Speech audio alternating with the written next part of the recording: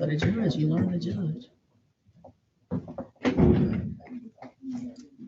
So when I got home, there was more food on the floor, so. When we get done off the bat, you'll have to show me the video. Okay. I can't find it. I was looking for it after we talked. I think my husband. Sorry, Judge, my bladder is not as I know, and I large expect, as it no, used to be. I expect a wave or some indication from you if you ever need. This is 201695FY, State of Michigan versus Alvin LeBron Walker Bullock. Good afternoon, Your Honor. Darian Fortier on behalf of the people, 283359. And good afternoon, Judge Brandy Robinson of the Neighborhood Defender Service. My P number is 66895. I'm here on behalf of my client, Mr. Alvin Walker Bullock. This matter was scheduled for a preliminary exam at 2 o'clock. It's 2:09 by the court's clock. How are we proceeding this afternoon? Judge, is my understanding it's going to be a hold. Correct, Judge. Okay. I do have a, just for the record, stand-in officer in charge who's present. To my right, Sergeant Salwa. And that's SALWA. Correct. I, at this point, want to ask for a mutual order of sequestration. I understand it's a little bit weird with Zoom and there's no one else except my one witness in the courtroom, with an exception for my stand-in officer in charge. No objection, Judge. Okay. And it is hard with Zoom, and I would indicate that we have no one else in our Zoom. I can't predict who might be on YouTube. So I Yes, would Judge. say if there's any witnesses who are viewing this matter on YouTube, they should cease at this time. Other than that, any other preliminary matters? None from the people. Okay. At this time, the people call Police Officer Daniel Schwabel, say it for me. Shovel. Schwabel. Sorry about that. Please raise your right hand. Do you swear affirm the testimony you're about to give will be the truth, the whole truth, and nothing but the truth? I do. Thank you. Before you sit down, would you spell your first and last name for the reporter? First name Daniel, Daniel. Last name Shovel, Schauble. Thank you, sir. Good afternoon. Could you state your name for the record, please? Daniel Shovel, How are you employed? employed by the Romulus Police Department, How long have you been employed by the Romulus Police Department? approximately 5 years. And what is your main job with the police department? I'm attached to the Uniform Patrol Division. And were you working in your capacity as a Romulus police officer on December 12th of 2020? I was working 3 p.m. to 3 a.m. Right. shift. Does there come a time when you are dispatched to the area of 32460 Pinewood Circle? Around 11 p.m. that night, I was dispatched to that area. Okay. Do you go to that area when you're dispatched? Yes, we did. When you arrive at that area, what do you, That's me. My apologies. oh, okay. When you arrive at that area, what do you see? When we went to the residence, the only thing I observed when we walked up to the door, there's a broken cell phone laying on the ground. And then we knocked on the door and met with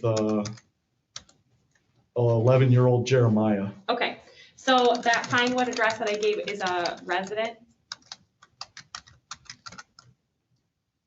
Like a home, it's a home or an The apartment? initial address we were sent to was Yes. the residence. Okay. What do you do after you get to the residence and you meet with Jeremiah? My partner began asking questions. What's your about partner's name? Officer Tim. Does, without telling me any sort of conversation that was had, does there come a time where you leave that location and go somewhere else? Yes, after we conducted an initial investigation and spoke with Jeremiah, we both decided to canvass the area to attempt to locate Alvin Walker Bullock Okay, and so Stephanie Bullock. when you say we both, you mean you and Officer Tim?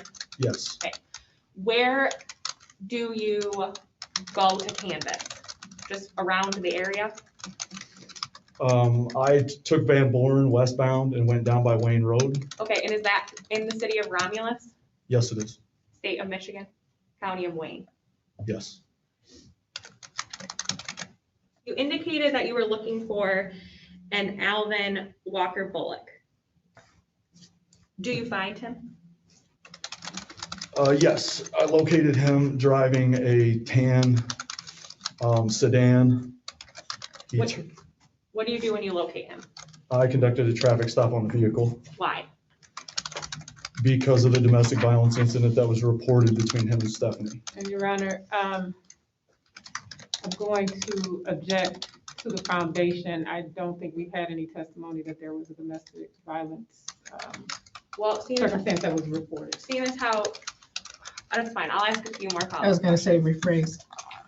When you get dispatched to the location, what do you dispatch for?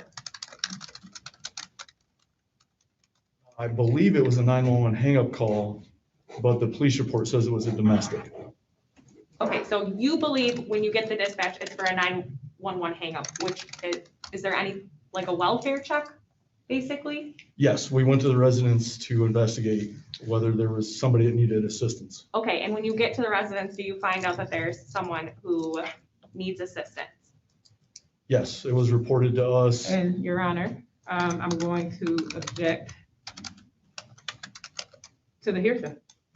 Okay, so one, I don't think it's being offered for the truth of the matter asserted. The DV is a misdemeanor. It's not something that I need to prove to have the case bound over. And two, I would say that it's an excited utterance. I believe it happened right after the incident. Well, I think we need more testimony to establish timing and so forth, Judge. We haven't had any of that. I still don't think it's being offered for the truth of the matter. Objection overruled. Thank you. You came to find out what? I'm sorry. Her son Jeremiah reported that she was assaulted by Alvin. Did Jeremiah see what happened? Yes. If you know. Yes, he reported that Alvin had Your shoved Honor. Stephanie to the Your Honor, ground. just for the record, I Okay. just want to be clear, this is all hearsay. We don't have Jeremiah here, we don't have the substance of, we don't have that witness here. Again, not offered for the truth of the matter asserted. I understand. I appreciate Ms. Robinson overruled.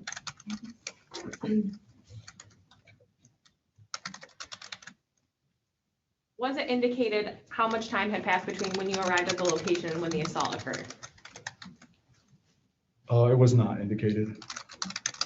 So you eventually find, is there a description given of Mr. Bullock at the time that you report to the house? There was not a clothing description given. I pulled a photo of his picture from the Secretary of State website. Did you show that photo to Jeremiah? I did not. Okay, so how do you conclude when you find the car that that's who you're looking for? Based on his photo, when he turned the corner, and then I checked the license plate through dispatch, and they advised me that that car was registered to him. Okay, so did you get a name from Jeremiah? Yes, I did. He gave us the names of the parents. Okay. So you have testified that you pulled the car over because it's Walker Bullock, and that is the name that was given to you. Yes, the probable cause for the traffic stop was due to the report of the domestic violence incident, purely for safety reasons to make sure she is okay. Okay, and when you say she, you mean Stephanie? Yes. Okay. So you initiate the traffic stop. When you initiate the traffic stop, what are you driving? Patrol Unit 29. Is it Romulus Police marked? Department. Yes, marked patrol unit. Okay, what are you wearing? My patrol uniform, the same uniform I have on today. Okay. And your patrol uniform identifies the fact that you're a police officer? Yes, Does your car identify the fact that it's a police car? yes, it's a marked police unit. What happens after you initiate the traffic stop? My partner and I asked Mr. Walker Bullock to step out of the vehicle to speak to us about the incident. Do you see Mr. Bullock in the courtroom? Yes, Can you tell me where he's seated and something he's wearing? he's seated to the right, all the way to the right over here. He's got on a black skull cap and a gray shirt. May the record reflect that this witness has identified the defendant in this case, Alvin LeBron Walker Bullock. Yes, ma'am. Thank you. Does Mr. Bullock step out of the vehicle? Yes, he does. What happens when he steps out of the vehicle? He steps to the rear of the vehicle and begins to talk to my partner and answer questions. Are you standing there? Yes, I am. Okay. Do you ask him any questions?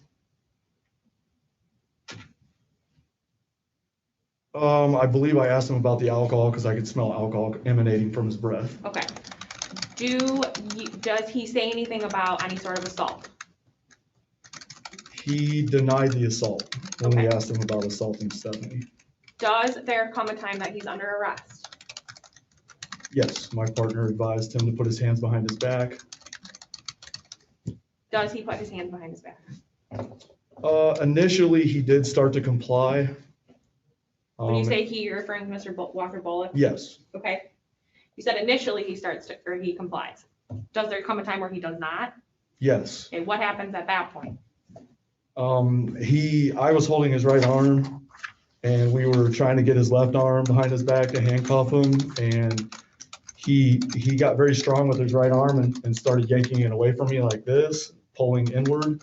Okay, for the record, Officer Travel has his right arm bent at a 90-degree angle and is pulling that right arm towards the left side of his body. Ms. Robinson, are you okay with that? Actually didn't see it. I'm sorry. Could you make the motion again, please? Mr. Walker Bullock was standing like this. I had a hold of his right arm and he started pulling it away very strongly this way, away from me. Would you agree with my description? Yes. Okay. What happens after that?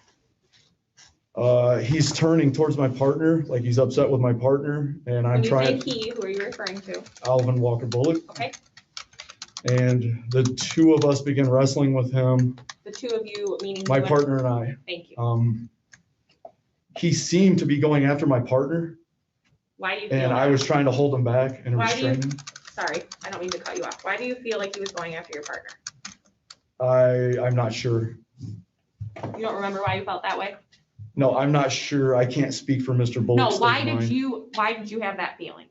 because he wasn't attacking me. He Okay, wasn't coming towards me. but you felt he was attacking your partner. Yes. Okay, what happens after that? I wrestled with him for a short time, trying to get a hold of him, Explain what you mean by wrestling. attempting to grab him around the chest area. Okay, again, for the record, Officer Schabel is making like a bear hug motion. No objection to that characterization. Okay, what happens after that? My first couple attempts to wrestle him to the ground was unsuccessful. And I was trying to pull him away from my partner Okay, to keep him, and we both fell over backwards onto the ground. and by we, you mean you and Mr. Walker Bullock? Yes. What happens at that point? When I fell down, I hit my elbow on the concrete and I could feel a pop in my shoulder. Okay. What happens after that? Mr. Walker Bullock was able to get up faster than I was able to get up. And he and my partner began wrestling again. Okay, what do you observe at that point? I was getting up off the ground to try and get back into the situation to get him restrained. Okay, does there come a time where Mr. Walker Bullock is restrained? Yes. What happens at that point? I was finally able to wrestle him down in the grass on the side of the street. Okay, And while I'm holding him on the ground, my partner also tasered him because of the level of strength that he had and just the situation that happened. We didn't feel like we could keep control of him. okay.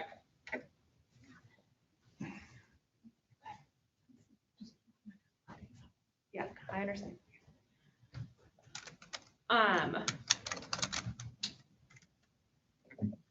Is Mr. Walker Bullock placed in the back of the car at that point? Your car? He was handcuffed behind the back, and then he was put in front of one of the patrol cruisers in front of the video camera. So another officer could begin a field sobriety test on him. Okay. Does there come a time where Mr. Walker Bullock is placed in a car and transported to the station? Yes, Okay. Does there come a time where you seek medical attention? yes. Okay. What happens when you seek medical attention? I can't remember the name of the medical facility. It's in the police report. If I showed you your police report, would that refresh your recollection? Yes.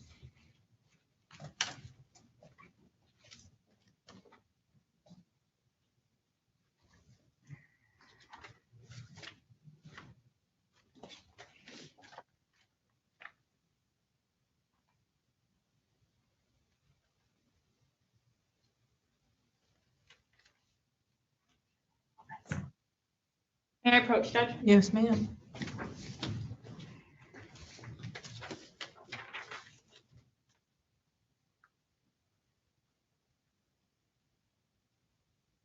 If you could review silently and let me know when your memory is over.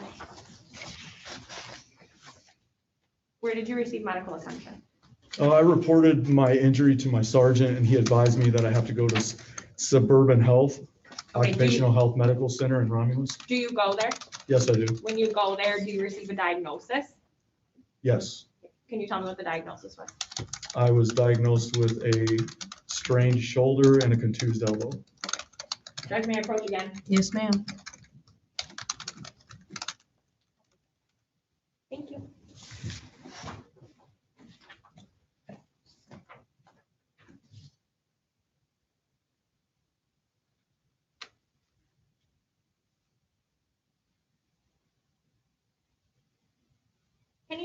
Why was Mr. Walker Bullock arrested? I'm sorry, I couldn't. I'm sorry. Why was Mr. Walker Bullock arrested? He was arrested for domestic violence against Stephanie. Okay, and did you have a chance to speak to Stephanie? Yes, I did. Judge, at this point, expecting an objection, the people are moving to be able to admit the complaining witness's statements to the officer under 768.27C and people be only. And Your Honor, I'm going to object on a couple of grounds. One, the conversation with this witness did not happen until after the arrest was complete. And I think to the extent that he is here on a charge of resisting and obstructing, it is not relevant.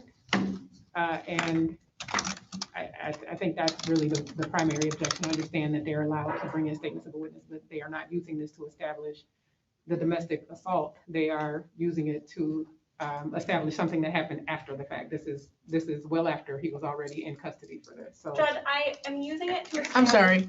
Ms. Robinson, were you finished? I apologize. no, I mean that's the gist of it, Judge. He's being charged with an R&O. His arrest is complete after they're on the scene, and they don't get back and talk to her until maybe 20, 30 minutes later. So I think it's impertinent in terms of what was in their frame of mind at the time that they committed the arrest. And so I think it's irrelevant and beyond the scope of what we need to establish here. Okay, I apologize then, Judge. It's my understanding that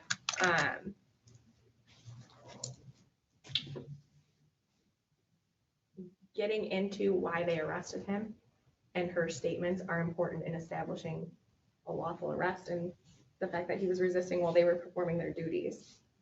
Right, but they didn't have any of this information before they arrested him. And so that's why I think it's irrelevant. Okay, I will clarify, and if that is the case, that they had no conversation beforehand, I will withdraw all previous statements about 768 and people be only. And your position now will be what then? To, I guess, ask a follow-up question to my officer before I continue with asking for permission to do that, Judge. Reasonable? Thank you. Did you speak with Miss Bullock before Mr. Bullock was arrested? No, I did not. Okay, so you indicated that Mr. Bullock was arrested for domestic violence. And operating while intoxicated. Okay, so you indicated earlier that you had smelled intoxicants. Yes. When you say intoxicants, what do you mean? I mean, that I smelled the odor of intoxicants coming from his breath. He admitted to consuming intoxicants. Okay, Judge, based on that, people would move past the people be only in the 768. Ms. Robinson? Move past it as in not. I'm not gonna- seek it. yeah, Okay, all right, correct. that's fine. You said he admitted to it. Yes, Okay, what did he say, if you remember? I cannot recall exactly what he said. I believe it's in the report. Judge, just a moment. Yes, ma'am.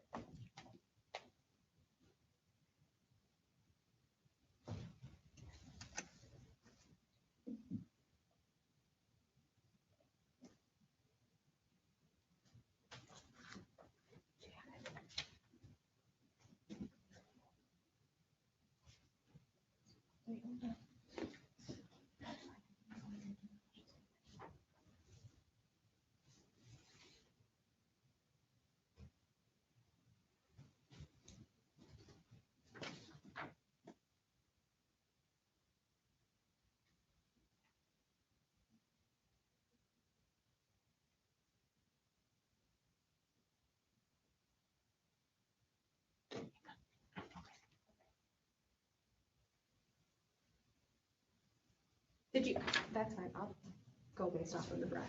When you said you smelled the intoxicants, was it before he was arrested? Yes, How close were you standing to him when you could smell the intoxicants? I'm standing right next to him. Okay, and based on that conversation, that's when you and your partner asked him to put his hands behind his back? Yes. I have no further questions, Judge. Thank you, ma'am. Ms. Robinson? Officer Schobel, it is?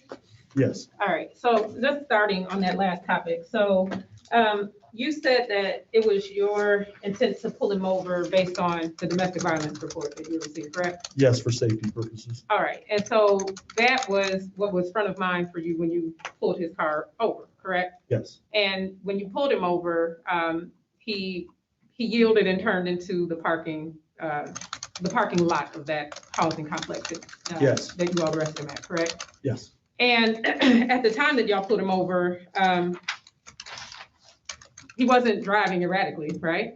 No. And his car wasn't like hogging the fog line or the center line or anything like that, right? No. Right, so you pulled him over to explore this domestic violence, correct? yes, And it's when you've already started the process of trying to arrest him that you bring up the topic of alcohol and the odor of intoxicants, correct? yes, In fact, you say, in effect, we can do it this way. I can smell the alcohol on your breath, right? yes, And before that time, you hadn't done any sort of field sobriety test, correct? no, You hadn't asked him to do the walk-in, touch his nose test or anything like that, right? yes, None of the, what do they call it, the rotational nystagmus test? None of that, right? nope, In fact, you didn't even administer, or you or your partners didn't administer the preliminary breath test until after he was already in handcuffs, correct? yes, All right, so it's not your testimony that when you arrested him, you had probable cause to think that he had been driving impaired, did you?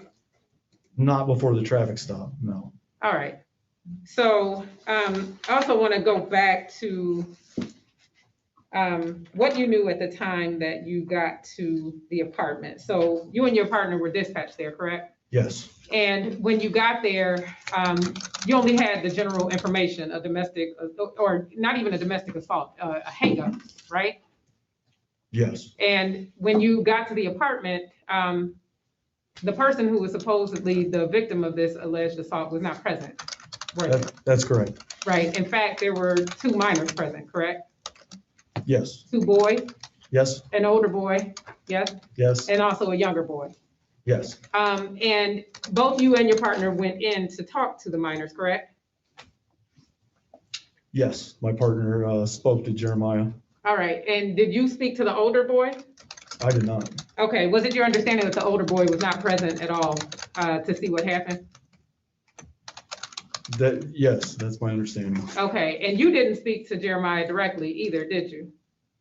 No. All right, and based on your partner's conversation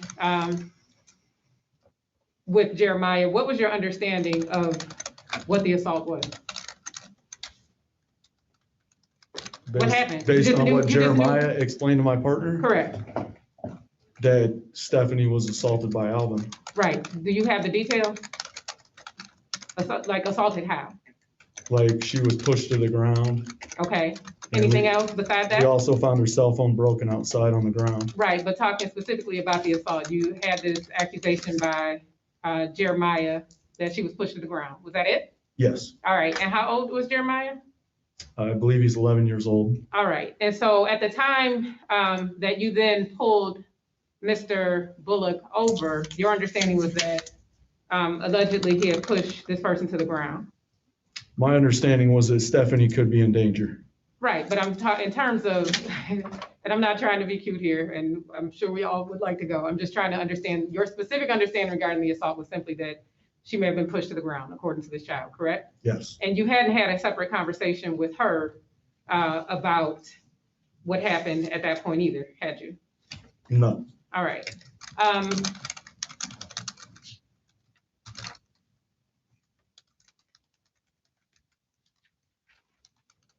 At the time,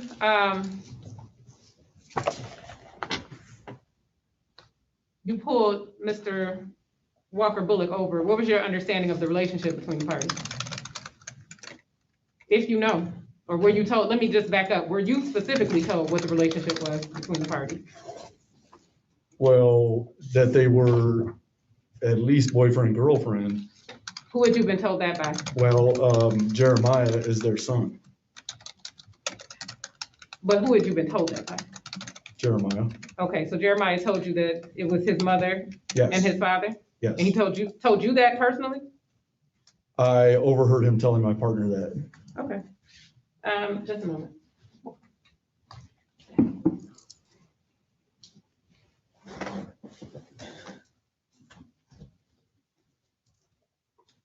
Just one moment, Judge.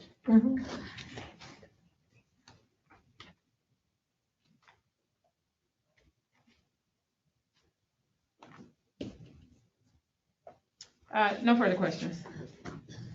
Anything else? Nothing further from the people, Judge. Thank you. You may step down. Thank you, Thank sir. Your Honor.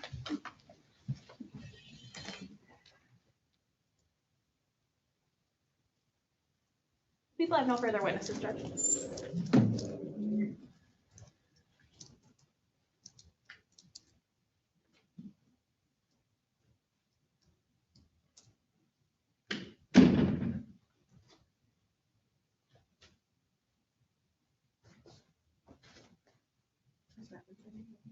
Oh, I don't have any witnesses, Judge. I'm Thank you. sorry. I didn't say it. I'm sending you telepathy. My apologies. Judge, at this time, the people would move to bind over as charged in the information of count 1, police officer assaulting, resisting, obstructing, causing injury. Counts 2, 3, and 4 to follow as they are misdemeanors. They don't require preliminary examination. Officer Schabel indicated through testimony that they had arrived at the location, spoken with Stephanie Bullock and Alvin Walker Bullock's son, who had indicated at that time that Mr. Walker Bullock had pushed Miss Bullock. Based on that information, Officer Schabel and his partner, Officer Tim, and that's Timm, just for the record, canvassed the area for Mr. Walker Bullock and Miss Bullock out of concern for Miss Bullock's safety. They initiated a traffic stop on Mr. Walker Bullock, at which point they asked him to step out of the car. They spoke with him for a minute, and then they put him under arrest for domestic violence. At that time, Mr. Walker Bullock originally conceded and cooperated with them. And at some point following that became resistant and began to, I believe Officer Schabel's words were, wrestle with Officer Schabel and Officer Tim. At which point Officer Schabel was pushed to the ground. He said he heard a pop in his shoulder and he hit his elbow on the concrete. once all of this was over, Officer Schabel did receive medical attention, at which point it was determined that he had a strained shoulder and a contusion on his elbow. Officer Schabel did indicate that they were in a marked car and they were in marked clothing. It was clear that at this time they were identified as police officers, and that Mr. Walker Bullock did resist and also assault or batter Officer Schabel and Officer Tim. People at this time believe that they've met their burden of probable cause standard and respectfully ask for a bind over, reserving any further argument for rebuttal.